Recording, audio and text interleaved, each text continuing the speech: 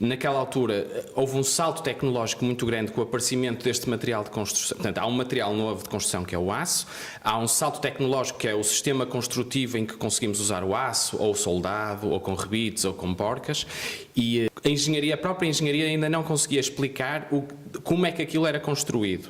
E, portanto, era feito por concurso porque nem sequer se sabia o que é que era possível fazer. Então, não sei se me faço entender, há uma tal revolução tecnológica que quem quer vencer, quem quer ligar o Porto à Gaia, nem ele próprio sabe como é que o vai fazer, então espera que os concorrentes lhe tragam as suas ideias. Quando o Governo decidiu realmente fazer a construção da ponte, foi uma oportunidade para todos os engenheiros que se queriam destacar na altura? Sim, embora fossem engenheiros franceses neste caso, portanto, a pessoa que fez esta ponte, que era alguém que trabalhava com o Gustave Eiffel, que havia feito a ponte Dona Maria, não é? Faz parte do contexto histórico, ele próprio ainda não usava o título de engenheiro. Portanto, o contexto era mesmo um contexto quase parecido quase com o Oeste Selvagem, em que ainda ninguém sabe bem o que é que ia ser feito ou como é que ia ser feito e de que forma é que ia ser feito. Portanto, as pessoas apresentam-se a concurso e depois concretizam algo que nunca tinha sido feito antes. É diferente eu ir ao supermercado e tirar da prateleira um produto que existe. E, portanto, os próprios conceitos técnicos e científicos que hoje apoiam as decisões de engenharia, naquela altura não estavam consolidados e por isso aquelas escolhas que vieram, aquilo é uma sequência de escolhas que eu vou fazendo, escolhas de material, ponho desta forma, vou fazendo com base noutros princípios que não os princípios que usamos atualmente. Daí ser difícil para nós hoje avaliar. Se pedissem a um engenheiro hoje para fazer aquele trabalho com as ferramentas que eles tinham, ele provavelmente iria recusar, digamos assim. Porque é muito complicado, muito dispendioso. Porque tem uma cota parte portanto, o contrário do conhecimento técnico é um conhecimento empírico. Tem ali uma quantidade de conhecimento empírico muito grande e que hoje ninguém tem esse conhecimento empírico. Eu, ao basear as minhas decisões em conhecimento técnico, acabo por também perder. Eu não trabalho numa metalurgia e sei exatamente como é que o aço se comporta. Não, eu pego num livro que me diz quais são as propriedades do material. Percebe a diferença? Por exemplo, o Gustave Eiffel e o Théophile Seyrig eram pessoas que trabalhavam em metalurgias, conheciam o material com as suas próprias mãos e, portanto, iam empiricamente construindo estas estruturas, ou com uma grande dose de conhecimento empírico. O que é que esta obra se distingue de outras e o que é mais importante? Ela representa realmente um recorde, mas este recorde não foi só porque eu queria bater o recorde, porque eu conseguia fazer travessias de rios mais compridos que este, o que eu seria capaz de aceder ao leito do rio.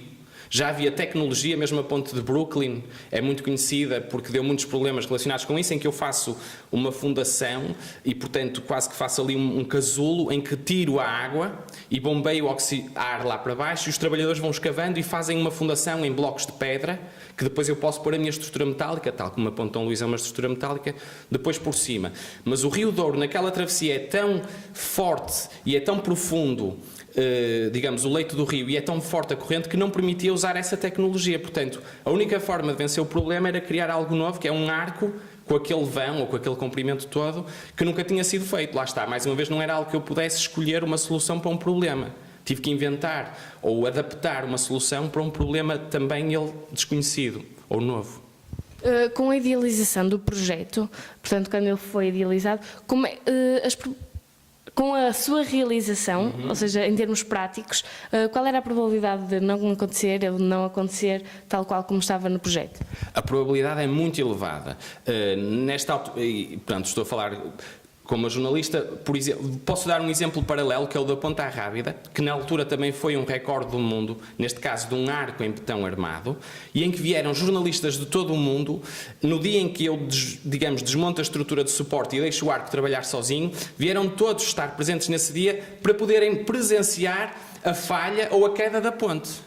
Porque quando se faz algo que é como ver o lançamento digamos, de uma das naves espaciais da NASA, 1 em 10 acabava por explodir no lançamento. Portanto, a probabilidade era um bocadinho parecida com essa. Quando se faz algo que nunca ninguém fez, havia uma grande até sensação mediática de ver a ruína de uma coisa que já era bastante imponente. Esta obra foi uma junção de engenharia e arquitetura? Essa questão é muito interessante porque hoje em dia nós estamos habituados a ter bem separado o papel do engenheiro e do arquiteto. Durante muito tempo não foi assim. A pessoa que concebia a estética também concebia a parte técnica, pensando nas estruturas, não é? E a estética e a técnica também estavam de mãos dadas, ou seja, a estrutura era o próprio edifício, os edifícios em pedra, as catedrais. Que havia uma pessoa que tinha que fazia os dois papéis, fazia a parte estética e fazia a parte técnica, embora completamente empírica nessa altura.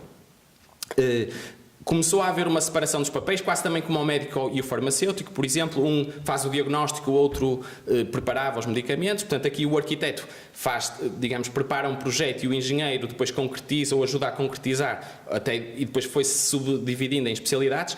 A ponte, interessantemente, é uma das áreas em que não há essa divisão, ou seja, o engenheiro é que faz a concepção estética da obra e a obra é considerada uma escultura e não um edifício.